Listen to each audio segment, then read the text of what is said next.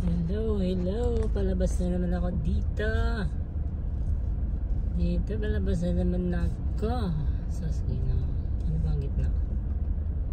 Hindi ko alam kung tama yung video ko kung nasa gitna. At sa bingi. Good afternoon mga kalabiduts. Mga kapiskot. Ito na naman yung usual na dinadaanan ko katulad kahapon. Sana ang traffic hanggang Guadalupe ulit. Hindi sana. Ano yan, ang traffic yan hanggang Guadalupe na naman katulad kahapon.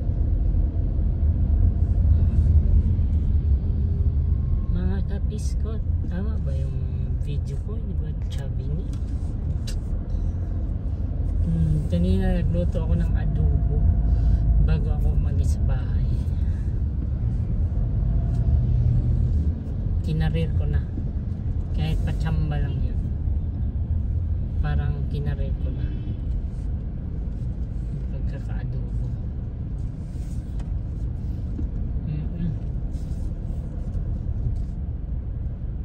Diretso tayo, wala namang nakaharang. Let's go mga kalabidots. Yan po, malinis ang daan.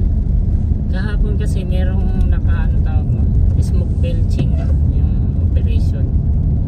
Meron silang operation dito, pinapara nila yung mga close pan, mga L300, mga ganon, mga delivery. Minsan napara din ako sa ganyan, yung dala ko yung Starex. Luma na daw kasi yung Starex, pero ang alam ko kasi hindi siya EUV, SUV siya eh. Dapat hindi siya kasama sa mga pinaparang gano'n. Ayun, tinara ko, tapos hinarap ko yung dashcam, tapos parang nahihiya na siya magsalita. Nakaharap yung dashcam, mahihain si Sir Traffic Enforcer. Pinaalis na ako.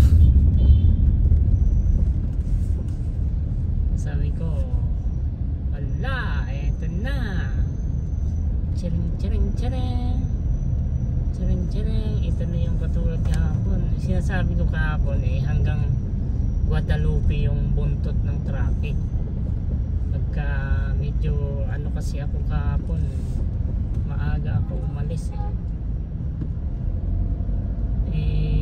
ngayon kahapon 2:40 nasa Guadalupe Bridge na ako.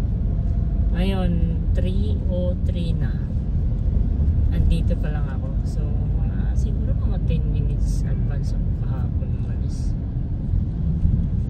So ito, dito na yung traffic. So hanggang pahapon palate ng palate, tama ba?